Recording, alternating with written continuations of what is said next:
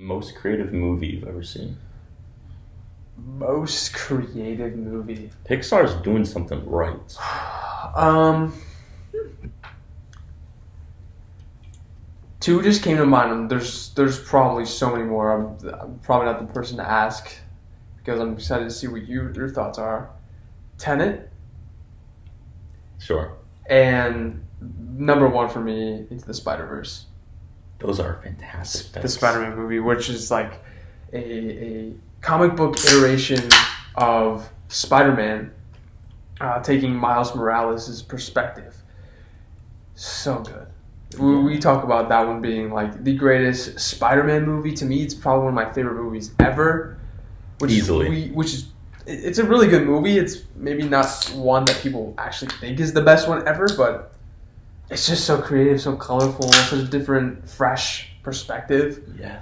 on Spider-Man and just like how animated movies should look.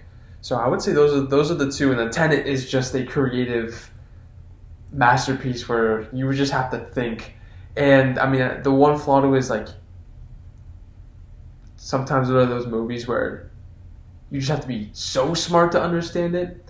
So that one is one of those where like, okay, you're trying to be a little bit too much. You're gonna walk out feeling really stupid. Yeah, you are. But those would be my two. But I'm sure you're gonna give me some moments where I'm like, oh yeah, that one too. So I've been on a big Pixar kick lately, but I guess before I get into that, kind of what you were saying with Spider-Verse, it reminds me of Star Wars with, I think, in animation, especially something like the Clone Wars. Yeah. You can have characters like Ahsoka hopping out of a gunship, just taking out, Maul loyalist Mandalorians left and right, swinging from jetpack to jetpack, ship to ship, crashing down on the Earth's surface, not the Earth's surface, Mandalore's surface, big explosion behind Star Wars on Earth? What? Right? What? And the cool thing is, I see it's both reaching at the same time, is in animation you can just do some really cool things. Whether it be Miles Morales leaping off the building, the leap of faith, Yeah. What's Up Danger, that one of the last scenes, or just the web slinging of all the Spider-Men together, or the scene at the end with the super collider erupting and all these crazy things are flying out. It's one of the things like you can really only do that kind of stuff in animation. And it's So very the cool. creative liberties that an animated movie can kind of give you, as far as like a storytelling, it is way more freeing. Maybe from a writing perspective, that yeah, I can make this thing explode. Like okay, I'm not Michael Bay, Sure. but to add to that, I think I see your point where it's those liberties that you can take. Very cool. Very cool. Do you think that Monsters, Inc. is a creative movie? I love that question. Yeah. It is. I would say I think it's probably one of the hardest concepts to get behind for a premise of a movie. As in, like, you're in the Pixar boardroom, and this writer comes in, he says, I got it. Yeah. And he comes in with the mood board or whatever. I don't know how you pitch movies, but probably something along those lines. Monsters. Yeah, this dude was on his shit. And they said, yeah, that sounds great. That's crazy. That is a crazy thought. I don't know. I love this notion that Scream powers energy. Yeah. I feel like it was way ahead of its time with trying to find more sustainable energy sources. And monsters already terrify kids. Yeah. It makes sense of, well, why do they come in at night in your dreams? Monsters they're like, were you afraid of monsters coming out of your closet growing up? I was. Yes. Digressing really quickly. Yeah. I just remember being a little kid, and when you lay your head down on a pillow, you can hear the heartbeat in your ear. You're right. Can you? Okay, I I'm not can. sure. Like, I remember being a little kid, Yeah. and like I'm laying down on the pillow and just hear boom, boom, boom, boom. It's and freaky. To me, I always pictured these monsters marching around my room, outside of my room, and freaky. that's what that was. Like, I don't know why I remember that, but along also with, they're in the closet, they're under your bed, And you never hear your heartbeat throughout the day. No. So it's this very scary thing that you Yeah, what is hear, that? you only get at night. Yeah. But also, I remember Monsters in the Closet well before I've ever seen Monsters Inc. when I was little. So I don't know, where does that concept come from, that there's monsters in the closet? Is it because closets are dark and monsters come from dark? Where do you think that comes from? I have no idea. And what's beautiful about Monsters Inc. is they found a way to take that general fear that honestly probably 9 out of 10 kids do experience, made a movie about it. And it wasn't a horror movie, it was a comedy. It was How a do you comedy. do that? And that actually, you're making me like appreciate that movie even more, because first of all, how do you think of that? And then two, how do you execute it to a point where it's on a surface level, it's monsters that are showing up in kids' rooms through the closet, through this magic door, scaring them, harvesting their power, and we're going to make it a Pixar movie? Right? It's great, but I love how they turn it into, you can generate power through screams, but laughter, the power of laughter is just so much more sustainable and better, and we reinvented how monsters are. I really like how that movie kind of goes, and honestly, those two Monsters movies, Monsters Inc. and then Monsters University, Which we love. absolutely love that movie. Yeah.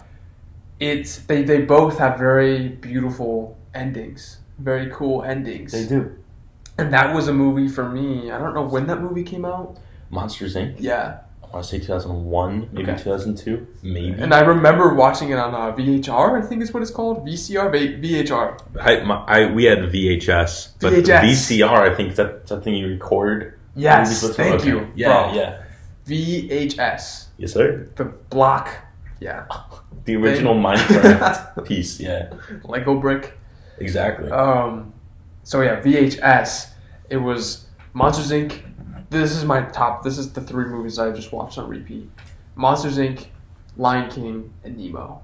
You were a big Nemo guy. Huge Nemo guy. And so I remember putting it in, and then after the movie, got to rewind it. Oh, heck yeah. And then the next day, my mom was like, all right, Alan's driving me insane. Monsters Inc. again. Give me 2 hours of time. Yeah. Because I was glued in. Yeah. I was glued in. That's a great movie. Very creative. That's a good question. Yeah, I think it's not even a scary movie. That's the thing. Like, there is that scene where Sully scares a kid, and Boo sees how scary Sully can be. Yes. And that is at the time, a very impactful scene. Honestly, probably one of the most heartwarming scenes, except for at the end when, Sully, dude, goosebumps. I almost want to start crying when Sully gets the final piece to Boo's door, goes in, and he says Boo, and she goes, Kitty, yeah. There's such magic to it. Yeah. It's monsters. It's, Beauty and the Beast, a beautiful story about a beautiful woman falling in love with a wretched beast, a foul beast. A beast. And I think that is a very timeless story. Yes. But in this case, I don't know if Boo doesn't have friends in the real world, or if he doesn't have the best family in the real world, but finding companionship in Sully, who is, by all definitions, the top scarer, the most terrifying of them all, it is like a very strange retelling of Beauty and the Beast. It's the Michael Jordan of scaring. He is, right? He is the GOAT. That's the GOAT. That's the GOAT. And Randall Boggs. It is pretty cool. Relatable. Because in Monsters University, they have the trading cards. Oh, those are... I always wanted to get, real ones. I wish they made that. Yeah. Like Panini or something made those. Heck because it's like, we know Sully is the GOAT, but here are all the people that come before him. Right. It's so cool. Earl the Terror Thompson. Yeah. Whoa! Wow, you have him? Hey! Whoa! Terry with an I. Terry with a Y! Whoa! I was thinking, though, of some scary scenes in that movie. You got some? There are some that terrified me, and when I rewatched that movie, because it was so suspenseful at that time, it's embedded in me to naturally get worked up when these scenes come up when I watch it now. Sure. You have the scene where they're kind of going through all the doors with Randall. Oh, yes. To me, that was just very Yeah. when They are in like the back room of Monsters Inc. At the building, and Randall's hooking up. What is that guy's name? Fungus, bro. Fungus Dude, is getting. Fungus getting sucked. He's getting. Bro, he's getting a gluck. He is getting glucked. Fungus turned white, bro. That was so scary to me. He was going through. He turned Michael Jackson. He did. Dude. He did. He really did. Yeah, he really did. Oh, man, I'm trying to think. There's like, Fungus, the underrated hero. He is. Also, total side note here, dude. I'm in class with this one girl.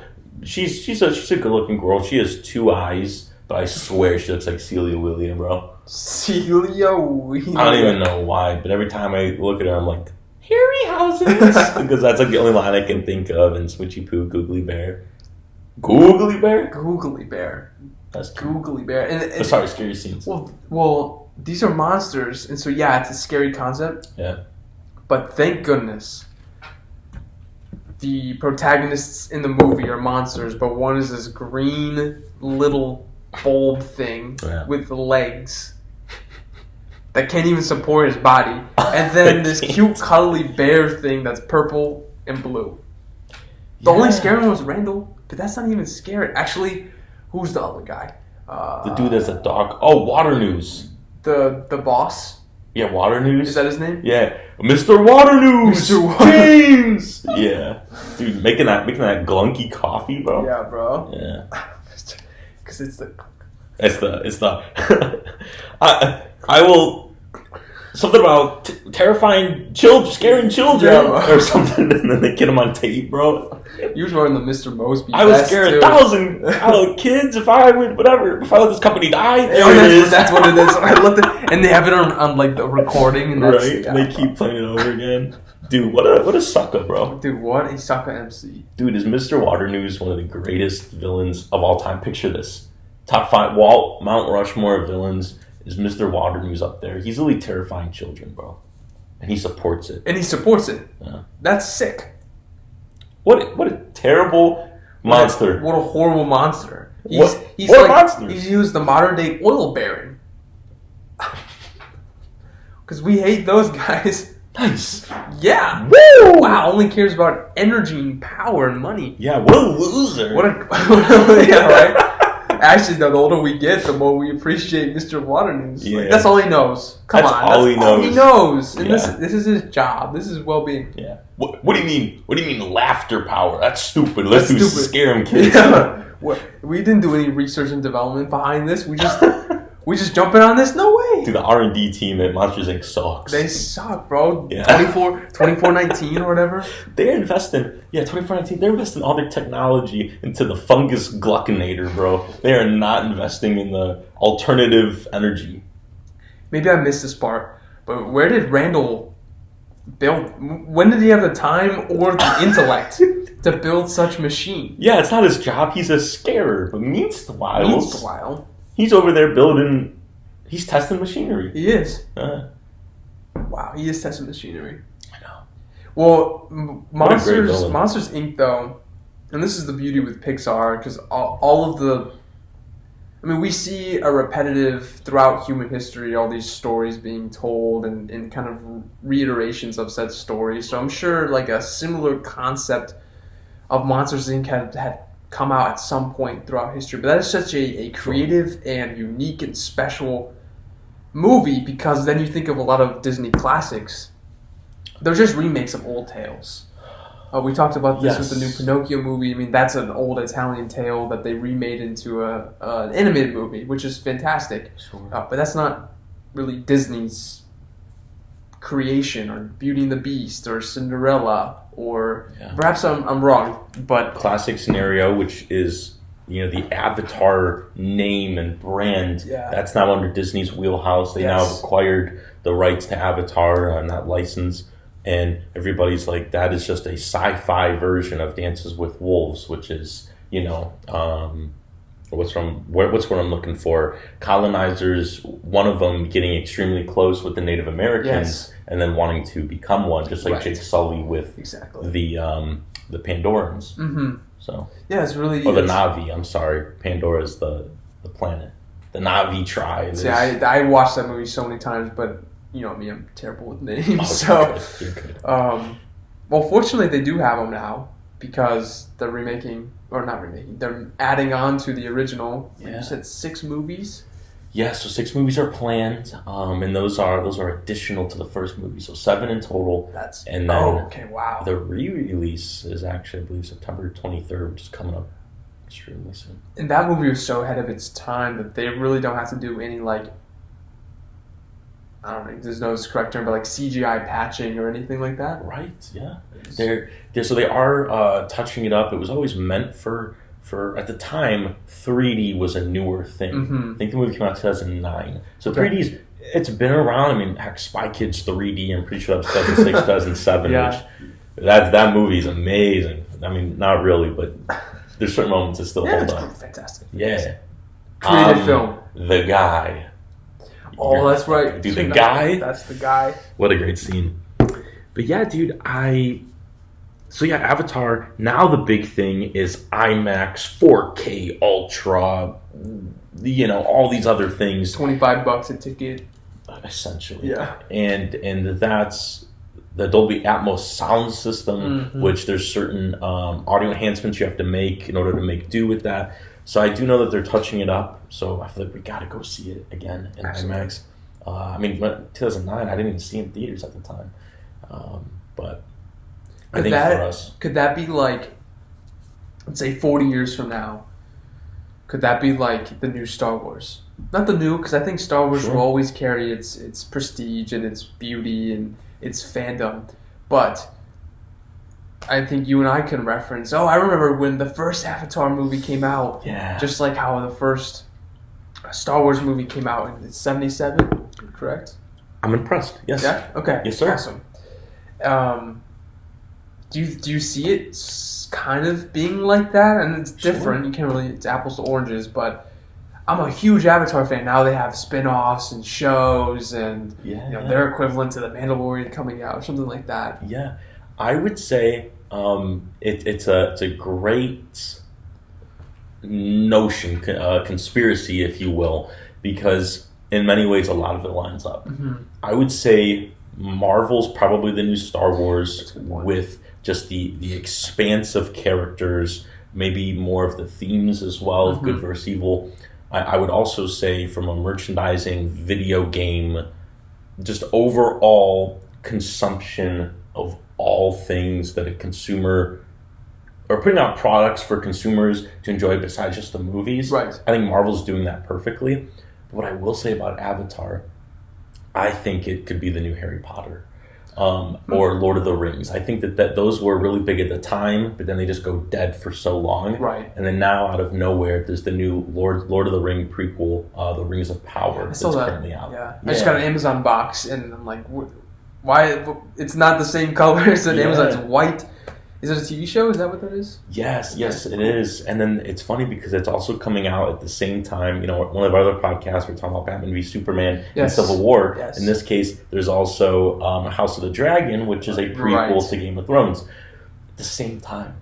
So I think that those two maybe cancel out, but I don't think there's been a series besides Twilight that's ever competed with Harry Potter. Now, there hasn't been... Not like Harry Potter movies came out 10 years apart from each other. Right. Maybe this is more like a Blade Runner. The original Blade Runner comes out. There's a new one with great technology and great sci-fi themes. But I do think Avatar, if you span out all of them, I don't know. I don't know what it's going to end up. I guess we got to see what... I mean, we have the trailer to the next one. But we kind of have to see what the themes and all those other things for the next 5 after this one. Yes. And so maybe it has some more marketability, and I mean these movies are long too. Where are they going to take it? Five movies from now. I am excited about that. Let's do this. I don't know too much about it. So let's make a crazy pitch. Just craziness here. Pure lunacy. So what's the main gist of the first one? Okay, yeah. And then what do you think the second one's going? And then I think we can go from there. Sure. So Jake Sully, at the end, they do this whole ceremony thing where somehow, some way, he officially becomes a Na'vi without needing his physical body in the tube. Okay. He's officially converted to being a Na'vi, no longer a human, doesn't need to be in the tube to become one. So he's the first human to do that. Exactly. Okay. And then he has his girl, who I forget her name, but played by Zoe Saldana, who's Gamora in Guardians of the Galaxy. And it looks like in the new movie they have a kid together, because he resembles both of them. Then, as far as the humans, they were trying to essentially burn down the home of the Na'vi tribe, which was this giant tree, kind of through the Tree of Life from Animal Kingdom. I can just picture the beautiful scenery behind it too. Oh my gosh! Right? To get all of its resources, and that's kind of where we're at. Okay. In the trailer for the second one, that they do have. It looks like there's more military that comes in. Mm-hmm. So where does it go from here? So what? And I guess this is good for me to recap too, because I remember I watched that movie so many times. Yeah. And it's been a while. What are they actually going for? What do the Na'vi have or possess that the humans are trying to acquire? What's in this Tree of Life? I feel like it's a type of petroleum, almost. And Pandora is kind of in the same realm. There's no interdimensional travel or anything like that. It's just an off planet. By the way, speaking of interdimensional travel, I just realized I think Monsters University is Monsters Inc. in general. I was thinking about that. It's the first multi-dimensional dimension hopping. It's like it's more of like a teleportation. Yeah, I've never seen that in a movie. Like now it's a big thing, Spider-Verse and everything. I was thinking about that. Isn't that awesome? It is. Okay, yeah. So I'm sorry, Pandora. It's just another planet that the Earth has expanded to, in the search of resources. Okay. So it's So I mean, we can draw it. Actually, before I go there, the second movie then is still this combat between people and the Na'vi. Sure. Looks like they're in a different area of Pandora. Yeah, it's a lot more water-based. So I feel like from aquatic, a lot of liquids. Lots of blues. Yeah, I feel like maybe premise of the movie, because they do have a kid. Kid looks to be maybe 10 years old. Okay. 10-year jump, maybe just because the military forces are just so overwhelming. Eventually, they did topple the tree. They did end up winning, Sure. and then the Na'vi tribe had to go relocate. And they feel like maybe water is a safer bet, because it is called Avatar 2: The Way of Water. Mm-hmm. So I feel like that's a good general consensus for a plot. Where would you take it from here? Let's get crazy with it. Yeah, let's go crazy. Well, I mean, I see a lot of parallels between, and this is where I was going with it. Pretty simple. It's instead of humans on a planet, now we're expanding to other planet. You think of the Europeans, where that's their world, that's their planet, and now they're expanding to North America. And then we see that even before then with all other civilizations in their own world as they move on and kind of take over other civilizations. So I would try to see how does this typically play out in human history. Sure. Doesn't always look very good. It doesn't look very good for the Na'vi folk. Yeah. I'm gonna pour some out for them, honestly. Yeah, bro. We got 5 movies, so we gotta go crazy. Yeah. Like the world's Pandora, right? Yes. Okay. So what if there's another planet, and instead of Na'vi, they're blue. It's the same Na'vi, but they're red.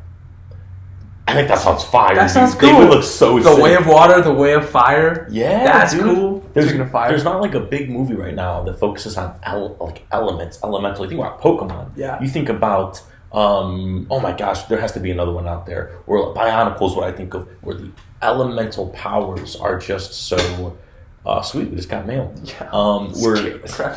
Me too. Where like the elements are so important. Avatar: The Last Airbender is another thing with elements. So I think this one may be tapping into that. Maybe not how they wield water, but more so an adventure in how that shapes their environment. Right. And maybe it's like we were part of the water. Something happened where we had to escape to the Tree of Life. Yeah. And now since the Tree of Life is gone, we're going back to our roots, back to what we're made for. Because, I mean, in the trailer, man, they look one with water. They do. And with the creatures in the water as well. So this is my pitch, right? Something tells me, because there's extended shots of them in the water, and this movie, last time the first Avatar movie was like just an insane technological achievement. In this case, you think about like Aquaman. All of that is CG water. James Cameron, the director, also did Terminator, and when I did Titanic, he's like, I want to film this movie more than 50% in water. I want to film in water and be like the first guy to do it at this level. Yeah. So a lot of it's going to take place in water. I feel like, so Jake Sully, main character, who's now an Avatar, I feel like it's going to be really focusing on, okay, somehow he's permanently an Avatar, but I feel like he's still going to have things that doesn't make him fully an Avatar species. I think with a lot of movies, a great example is a movie from a few years back that was an Oscar winner with Mahershala Ali called Moonlight. Okay. And Moonlight was this guy who was African American, but he was homosexual. So it was, I'm in this community, but I'm also an outcast in this community. Yeah. And, it's also like a timepiece because it's based on the standards of that time. Sure. So in this case, he's a Na'vi, but he's still, maybe he eats like a human. He's like, hey, where's the forks and knives? There is none of that. Right. Maybe they have a certain way about emptying their bodily fluids, and he does it a different way. He becomes Na'vi at the end of the first one, and now it's the reality. Exactly. It's so that's adjusting. Cool. But also, this is maybe 10 years later, so maybe he's already done that. Sure. What I'm thinking is, if this takes place in water, what if he has trouble breathing in water? So, I think it's in a family story, whether it be A Quiet Place or Incredibles, you want to protect your family. Right. And maybe it's one of those things where he can't, because they're all in water, but he maybe can't coexist. Yeah. I don't think there's a shot of him in the water in the trailers. That's a great point. To up that ante, his son, maybe he thinks that the military folk or humans are really cool, and maybe he's asking too many questions to his dad. Yeah. What's it like being human? What's it like being this? And he's like, what does it concern you? Like, we're Na'vi. We're Na'vi. These are your people. And it's one of those things of, well, what if Dad, can you sneak me? I just want to see what it's like just for a day. Can you sneak me into one of the tubes and I can become a human? And it's a flipped story, but he's younger, and maybe that leads to bigger implications. Yeah. I think there's so many routes that they can take, and even after the second movie, we're going to be able to speculate even more what the next 5 will look like. I was just thinking about, I mean, we've been on the planet Pandora now. This is our second movie. Who knows how many movies will be on said planet. Imagine the reversal, so similar to how the sun might become human. Imagine a Na'vi on planet Earth. And what does Earth look like at this time? I would love to see. That would be pretty cool. I would love to see that. Yeah. And so I was also thinking about like Hotel Transylvania. Oh, the goat. The goat. What a good movie where you have, and again, to add to me being bad. I see where you're going with this. Yeah. Johnny Maeve? Mavis. Mavis. And they have their whatever. What's the little guy's name? Jonathan. Wait, no, Jonathan. Good, you said that. Jonathan. Their kid? Yeah, what is it? Is it Lucas? I don't know. You know what I'm talking about? Fraggle Rock hair is red. Yeah. Yeah. Jonathan? Mjolnir? Mjolnir? Yeah, the Ant-Man. So this kid is trying to figure out, because he is monster but also human. Now, I mean, it's a little different Avatar, but it is really cool. And then, I mean, we get to know these characters and really get to know them. This is why the second movie could be really cool. Yeah. Because then there might be a multi-generational component to the next movie. So now this kid could maybe become the leader of the Na'vi and Right, I think all it's of that. almost like a Planet of the Apes kind of thing. Mm-hmm. Like Caesar is like, it's kind of Caesar's rise to becoming the king of the apes, but obviously there's other apes along the way that are already on the social hierarchy of it all. It's fascinating to think about that they do have some roadmap here with the 6 other movies coming, and you asked me if this could be the new Star Wars, and I kind of said right off the bat, no, I don't think so. But the more I think about it, let's look at the 3 Star Wars trilogies. Trilogy number 1 being the prequels. It's Anakin and how he deals with power, the temptations of the power, and then he falls to the dark side. Then but then it juxtaposes with Obi-Wan, who did not follow that same power and stayed on the right path. Then, original trilogy, you have Luke and Vader. You have Luke, who's tempted by the dark side because Vader says, join me, but he doesn't. And then you have Vader, who uses nothing but the dark side but turns to the light. And then you have the new trilogy with Kylo Ren and Rey. Kylo Ren, who is born to be the heir apparent to Darth Vader's throne. He is that guy. Yeah. But at the end, he realizes that's not the way to be and turns good. You have Rey, who's the daughter of Emperor Palpatine. Well, I guess granddaughter of Emperor Palpatine. Emperor freaking Palpatine. And you think that she would be the one to turn bad. And she does struggle with it heavily in Episode 9, but ultimately doesn't. Because she's all the Jedi. Yeah. And what I love about Star Wars, there's a religious context to it. Yeah. There's an art context as well that is unlike anything I've ever experienced or seen with my own eyes. But the other thing is everybody always says it's a story about family, but it is a generational epic about how people deal with power. And I think in this case with Avatar, they're already jumping ahead what looks to be 10 years. This could be a generational epic with how people deal with their kind. Sure. So in the first movie, it's a human who wants to become a Na'vi, and now you have, and he's in a wheelchair. Sam Worthington, the actor that plays, your main character, Jake Sully, he's in a wheelchair, and he's like, but if I'm an Avatar, I can run again, And his brother was an Avatar, or a Na'vi, so it's all these things. But then in the next movie, you have a Na'vi who wants to become human. And it's like, okay, let's just flip-flop. But there's also an age thing to factor in, too.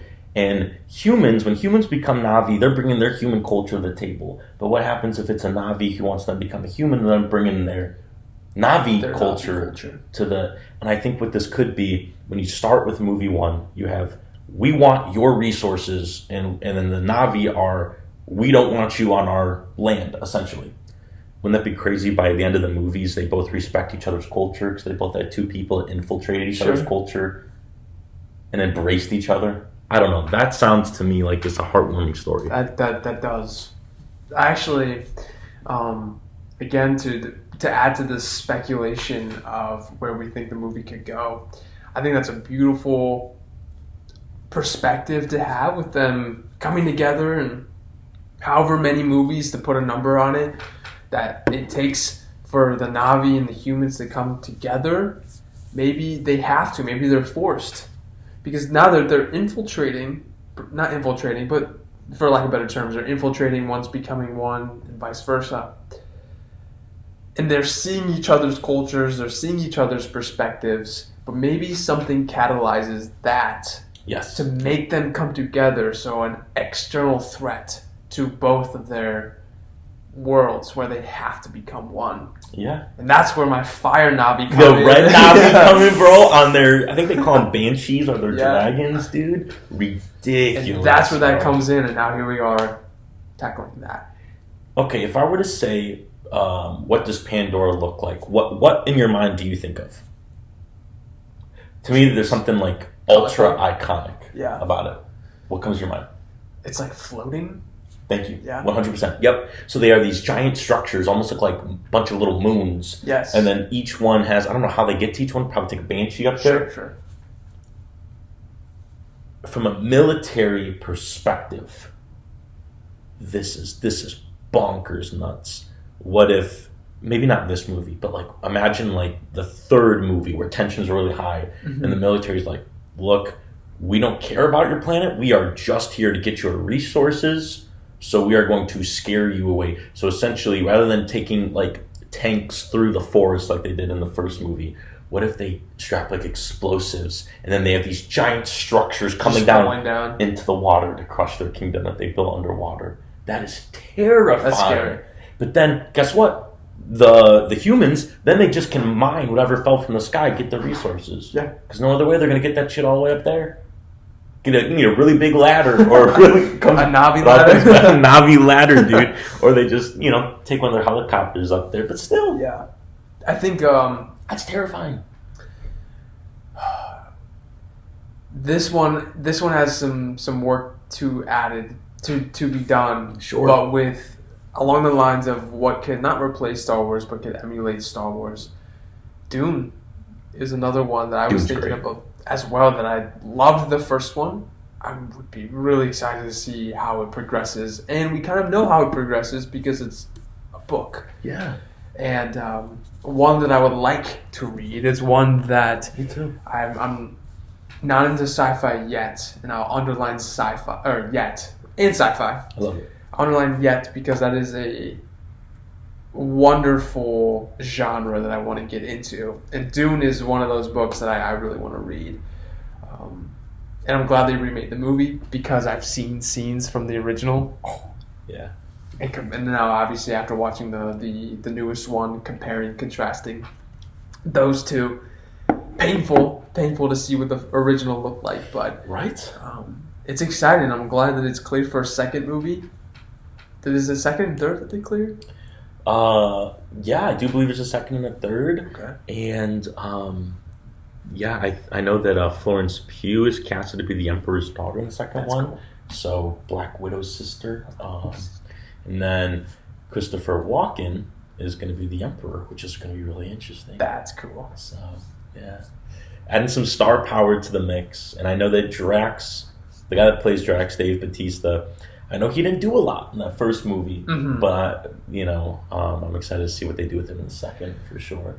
So. And along the topic of movies, I'm hopping around everywhere. You said Christopher Walker is his name? Walken, yeah. Walken? Yeah. I was thinking of, Josh, I'm so terrible with names. Christopher, in Winnie the Pooh, what's his name? Christopher Robin. Yeah. You and I saw the most bonkers of a trailer connecting that world. Dude. Pooh? What's it called? Blood and Honey. Oh my gosh. Yeah. That one, talking about childhood, what a spin. What if we saw Monsters Inc. spin? Blood and Honey, bro. 2419. You know when they call in the people in the yellow suits? Monsters Inc. 2419. Right? Somebody says like a slightly sexist or racist remark. 2419. They just like busting through the windows, bro. Oh my god, bro. That would be a scary movie I would watch. Yeah, man. Yeah. I think that could be really sick. Mm-hmm. It could be cool. They age up Boo, so she's like 15, right? But like she goes to the she's the girl who's always going in and out of the guidance counselor's office in the middle school. Like, oh, like what's going on there? Like tough home life. And then like they cut to her perspective, mm-hmm. right? Like, and she's just dealing with some stuff, this heavy stuff. She's drawing this like snake, like serpent. And then the guidance counselor's like, Boo, we need to do a sleep study on you. Cut to Boo, right? And then just for nostalgic sake, she's chewing on some Cheerios. Yeah. And it's like if you saw Monsters Inc., you know why she's eating the Cheerios. She loves Cheerios. She loves them. And it's like, she's nervous. She's like tapping her foot. She's, like getting ready for the sleep study. She's thinking about Randall. That's the twist. That's that right. serpent snake thing. It's Randall. It's a reimagining of Randall. Yeah. And then she's eating the Cheerios. Then they say, you can't take the food. You can't take the food into the room with you. She's like, but I love. They calm me down. Sorry. She's like freaking out, right? They're in the sleep study. She's lying there, and all of a sudden she's like, I feel him coming. Help! Help! And starts banging on the like mirror. She sees herself, but it's them looking at her. It's like, get me out of here! And then just the closet door opens. Nobody's there. Total fake out. Nobody's there. No one's there, but Randall can turn invisible. That's what I'm saying. Cut to, she's now back, and they're like, "There's nothing wrong with you. It's all in your head." And she starts like gaslighting her. Gaslighting her, dude. That is a beautiful recipe. You gotta throw some gaslighting into a horror movie. You have to make the antagonist, the protagonist, feels that they are going insane. Yes. Why are you taking away her Cheerios? Let this girl eat. Let her eat. Yeah. Let her eat. The world is against Boo. Well, what happened to Sully, though? Love how you say Sully. Sully. No, I love how you say it. Sully? Sully. Yeah. We haven't met him yet. He's too busy eating at Harryhausen's with Mike. That's true. Third wheeling with Celia Wheelia. So Canon, Monsters Inc. Canon. Yeah. Sully gets the last piece of the door. He now has access to Boo's room, but Boo moves. This is a twist. I like this twist. She moves, and Sully didn't know. So Sully can't come and protect her anymore. He can't come and protect her. I was trying to find a way how we can get Sully out of the equation.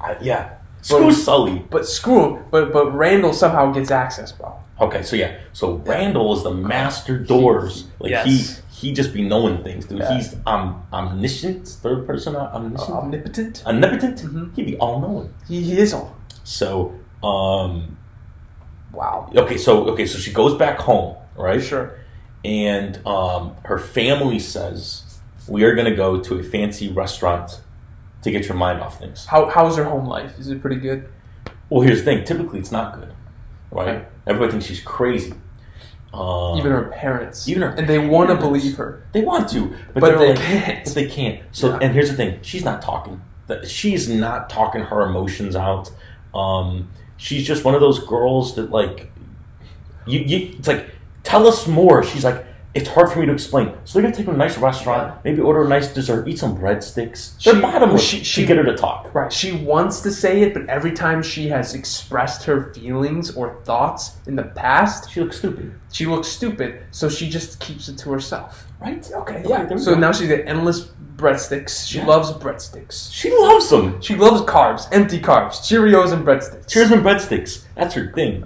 And then, like, the marketing with the movie, you go to, like, Walmart and they have, like, the breadsticks with the advertisement to see the A24 Monsters Inc. It has to be done by A24. Right. Yeah. Actually, it would probably be like, so if it's Pooh, Blood, and Honey, what would this one be called? Monsters Inc. Scream Canisters and Fear or something?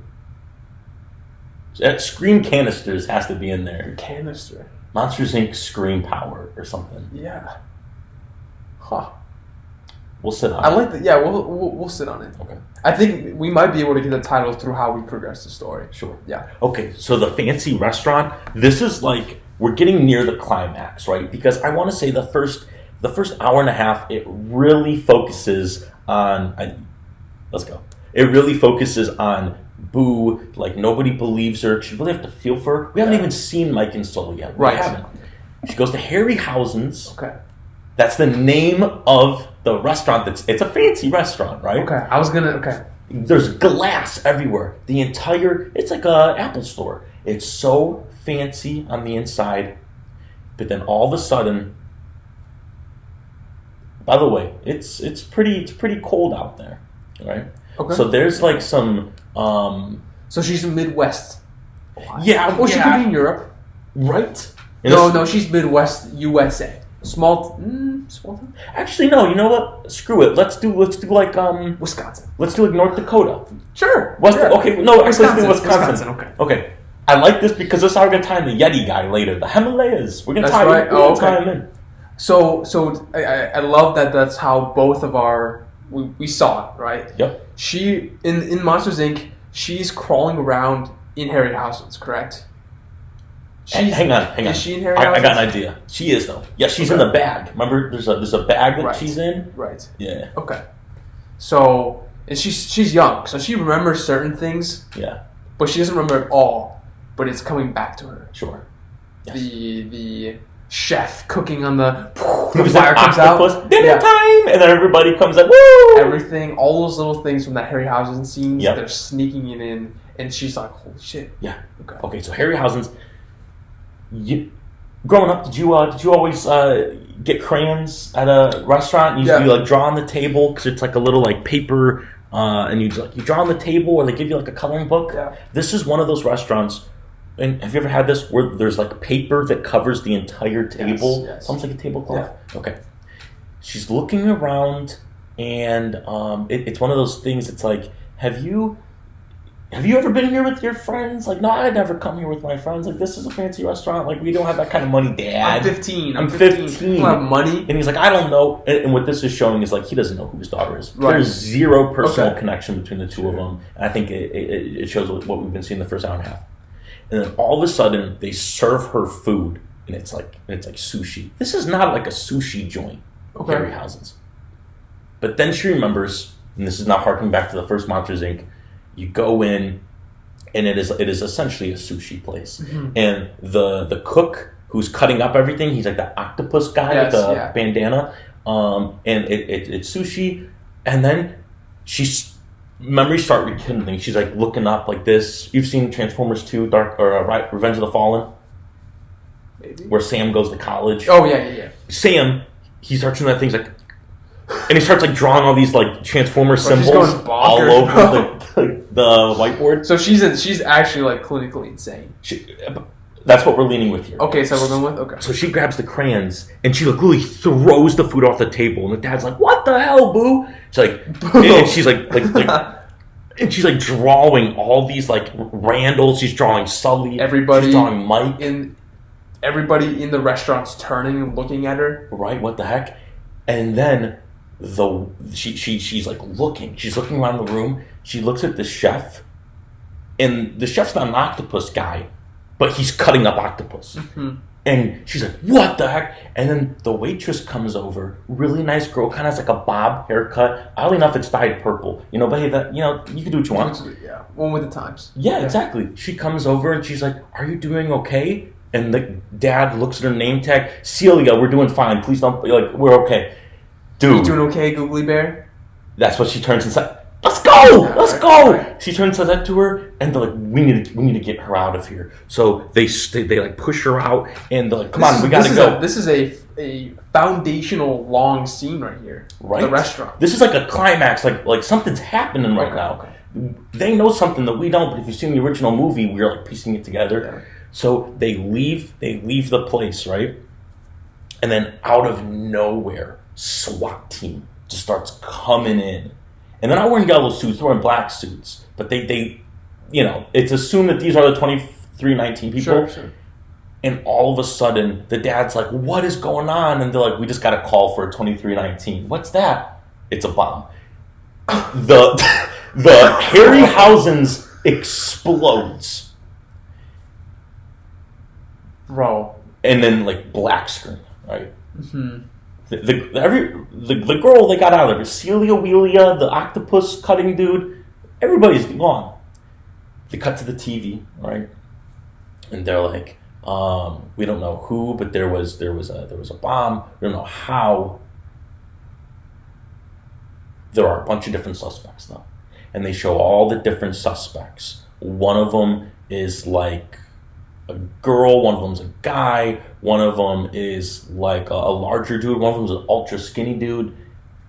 There's 17 different suspects.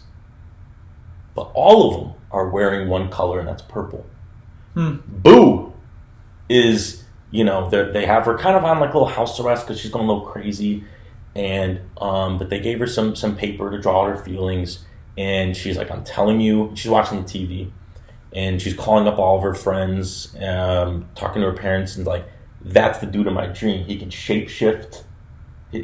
I don't know his name, but that's the serpent guy." They're like, "You are wildly crazy because these people look nothing like a snake dude." Mm-hmm. But the snake is always purple. Where do you take the story from here? So we got to bridge some gaps here. Yeah, we got. So we're rolling with the bomb. Mm-hmm. Okay. 2319. Yeah. See how my take. I really love the foundational Harryhausen's equivalent scene here. We're seeing the guy cutting up octopus. We're seeing all these little snippets of the Harryhausen scene in Monsters Inc. She's getting these flashbacks. She's getting these reminders of this world that she used to be a part of, but is no longer a part of it. From there, I like the idea of that being a false climax. Yes. Where it's this sense of, oh my gosh, it's happening. They get the check and they go. Yes. Harryhausen's remains. But here's the thing. Some things happen, right? She goes back and that restaurant never existed. It never existed. This is all in her head. It's all in her head. Oh my gosh. Or it did exist, but Randall is manipulating her world around her. He's got a grasp on it. Or maybe it did exist, but when she goes back again, or maybe her parents are driving through, wasn't that the restaurant we went to? Mm-hmm. They have caution tape all around it. Yes. Or something. It's still there, but now it's shut down. Right. It served its purpose. It allowed Randall to Finesse. Thank you. Yeah. And they're on their way. This is awesome. I love this. I'm trying to draw a parallel. How can we connect it to Monsters, Inc.? I think at this point, we have to now shift. So we find out maybe this was all in her head. She's an unreliable narrator, almost like the Joker movie. Yeah, I like that. But I think, maybe she was on house arrest this entire time. So we alluded that, like, maybe at the end of Harryhausen's, they put her on house arrest because she's going a little crazy, and she's too volatile. They don't want her making scenes. Mm-hmm. And then maybe she's on house arrest the entire time. So I think at a certain point in time, though, we do have to shift narratives. We have to see what's happening on the other side of the perspective. Correct. I think it cuts to it doesn't look like Monsters, Inc., actually. It looks like a real office building. And we just see like a shadow moving. Looks like it's a normal dude. We don't see him. And it's just passing. Maybe there's an elevator. They go down the floor. We just see their shadow moving. And then it's a lineup of all these different doors. One of them is a door to her old house. And throughout the movie, they distinctively, maybe there's a long shot of just her door at each place I've ever been. There's a door to the guidance counselor's office. And it's the same door. There's a door lined up to the new house. There's a door lined up, and it's the Harryhausen's door, the one they walk in to the restaurant. Yeah. It's all these doors. And then the final door, it's like the original door from Monsters, Inc. Boo's door. Person puts their hand on it, and their hand is like purple. This is Randall. This is his collection of doors. But he's so angry because obviously Boo pulled a finesse on him in the first Monsters, Inc. movie. He's trying to get his revenge. And he holds it, and he's thinking about all that failure that she brought him in her original door. And he snaps the doorknob because he's so angry. We now cut back to Boo. And it's like, oh my gosh, Randall is a real thing. Yeah. But also the purple hand didn't look super alien. Almost like the Gar hands maybe just dyed purple. It's not a dead giveaway that it's Randall, but it's like there is somebody who actually is behind this, although she still looks crazy. Where do you take it from here now? Now we switch perspectives. Well, I like that switch of perspective where it's like this reality twist on the world of Monsters, Inc., where all of the doors, like it almost adds to the insanity of Randall, because he is so hell-bent on revenge. He's collected all her doors. Yes. He is a one-track mind. He no longer wants to screen power all these kids. He just wants Boo. Yeah.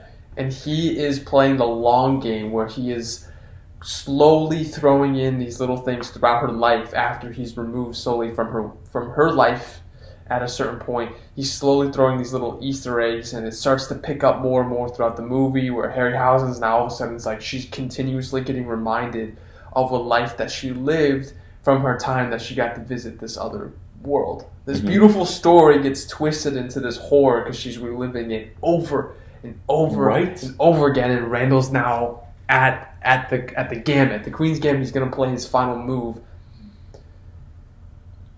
His final move. Yeah. I think we let the viewers decide how this ends. I leave it up to the viewers, yeah. Yeah. I think this has been a crazy pitch. I can honestly see this being an ongoing segment where we take like a kids movie, we make an A24 version, you know. A24 has to have some kind of Winnie the Pooh, Blood and Honey. It's not A24, but it is the take on it. Yes. Yeah, and there's this like mind element to it. Like I love the idea of it all just being a dream. Or it's all of this for it to end up not being exactly how it turned out. Or there's this false narrative, or she realizes that the town that she lives in, that she grew in, is the exact parallel of the world Monsters, Inc. is in. Oh, yeah. And instead of it being a Monsters, Inc. factory, it's a car factory, or it's an energy plant that everyone works at in the town, but no one knows exactly what their energy is. Yeah. Like, that'd be kind of cool, too. Yeah. But we'll leave it up for the viewers because we threw a lot out there. We did. We speculated a lot. We did, and I think there's a lot there on the fly. Like, if we were to really sit, we can maybe refine I think we can make something special. Yeah. But what I do know is that, so Winnie the Pooh, the reason Blood and Honey is a thing, just to kind of tie a bow on this, because I think we're running out of time here. You know, Winnie the Pooh now is public domain. I guess after a certain period in time, the rights now open to the public, opposed to being under one party. Gotcha. I think, you know, Winnie the Pooh itself will always be a Disney mainstay, but the public can do with it however they see fit. Okay. Where I'm going with this is same thing with Pinocchio. That's why Guillermo del Toro has the rights to the Netflix Pinocchio. But ultimately, I think if Monsters Inc. ever does become public domain, we got to do something. You and I are going to jump on it. Yeah. A24 is just UOMO Productions. UOMO Productions. UOMO Productions. Come on. UOMO Inc. This is the beginning of a movie 40 years from now. Right. Yeah. Now, to wrap this up, jumping way back to kind of where we started, we went on a Monsters Inc. deep dive. We did. We'll save Monsters University for another day, but you did bring up another movie that you watched a lot as a kid. That was Finding Nemo. Yes, yeah. We got to do a 824 for that pitch too. Marlin looking for his son Nemo. There's no record of him ever having a kid. Marlin, that's Marlin. He gets thrown in prison, and that's like the fish tank at the dentist. And you have this one inmate named Darla who's like, don't cross her, and she's like a full adult who has the braces, and she's just like pounding the crap out of Marlin every day. Or he's in like a psychiatric ward the entire time, and he's replaying this story of the son that he's never had, but he has created. The level of insanity that he has is that he has created this son in his life, and Dory is part of it because that's just his neighbor next to the inmate or the person in the psychiatric ward. Dory's just one of his friends. Yeah. But she's made it into his story. Oh, you know, it would be. We've had family members affected by Alzheimer's. You know, yes. It's definitely no joke. Yeah, it's no joke. Yeah. But wouldn't this be super interesting if we actually scale up the age a little bit and we say that Marlin thinks he has a son because his dementia, he's forgetful. So he's telling this story, but he's actually in a nursing home. And then with Dory, who is naturally forgetful, that could be. Well, Marlin's an old name too. You can't tell me some 30-year-old is named Marlin. Some Giga Chad named Marlin. No one's named Marlin, so yeah. I haven't met no Dorys. I know Dory, no I know Marlin. One Dory, but she's a little older. Maybe like. You know Dory? I know Dory. Yeah, she's in the family. Yeah. Oh, that's cool. Maybe she's late 40s, maybe early 50s. Okay, that's a little older. I never met no 20-year-old Dory. Nobody has.